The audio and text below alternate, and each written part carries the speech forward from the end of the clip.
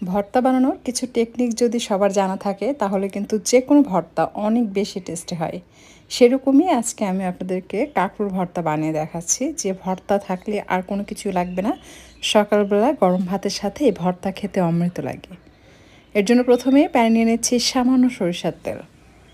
তেল গরম হয়ে আসলে দিয়ে দিচ্ছি পেঁয়াজ এবং রসুন, আর কাঁচামরিচ দিয়ে দিচ্ছি 6টি। পেঁয়াজ এবং রসুন পরিমাণ মতো নিতে হবে। কতটুকু কাঁকরোলের ভর্তা বানাবেন সেটার উপর ডিপেন্ড করে নেবেন। আমি 250 গ্রাম কাঁকরোলের ভর্তা বানাবো, আর এখানে চিংড়ি মাছ আছে, এটাও প্রায় 250 গ্রামের মতো।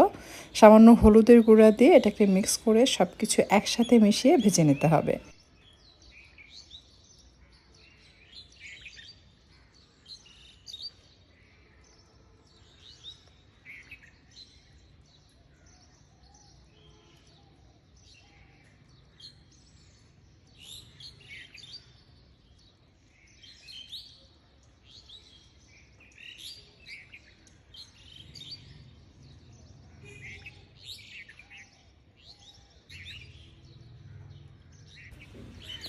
পেঁয়াজ আর চিংড়ি মাছ ভাজা হয়ে আসলে এই পর্যায়ে অ্যাড করে দিতে হবে কাঁকরোল। কাঁকরোল আমি উপরে স্কিনটা ফেলে দিয়েছি, এরপর পাতলা করে গোল করে কেটে মাঝখান থেকে কেটে ফালি করে নিয়েছে, মানে 2 টুকরা করেছে আর কি, গোল শেপ রাখিনি। আর এর ভিতরে যে বীজগুলো ছিল সেগুলো একটা একটা করে বেছে ফেলে ক্লিন করে নিয়েছে। আপনারা চেষ্টা করবেন একেবারে কচি কাঁকরোল দিয়ে ভর্তাটা বানাতে। কাঁকরোলের বীজসহ ভর্তা কিন্তু কখনোই ভালো লাগে না, বীজটা ফেলে দিয়ে ভর্তা বানাতে হবে। এরপর ঢাকনা দিয়ে ঢেকে হালকা তাপে এটাকে ভেজে নিতে হবে।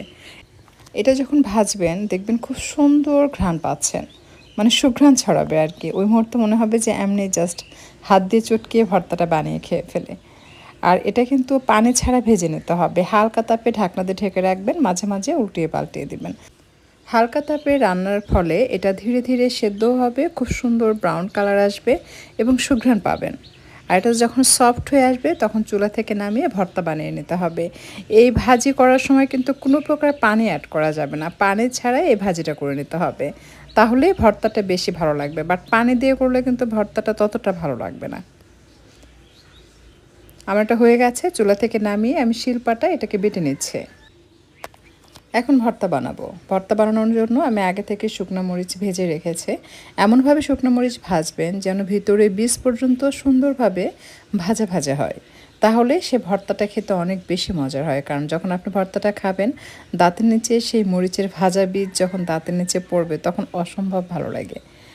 পেঁয়াজ, লবণ, সরিষার তেল সব কিছু একসাথে এমনভাবে চটকাতে হবে যেন পেঁয়াজের জুস বেরিয়ে আসে।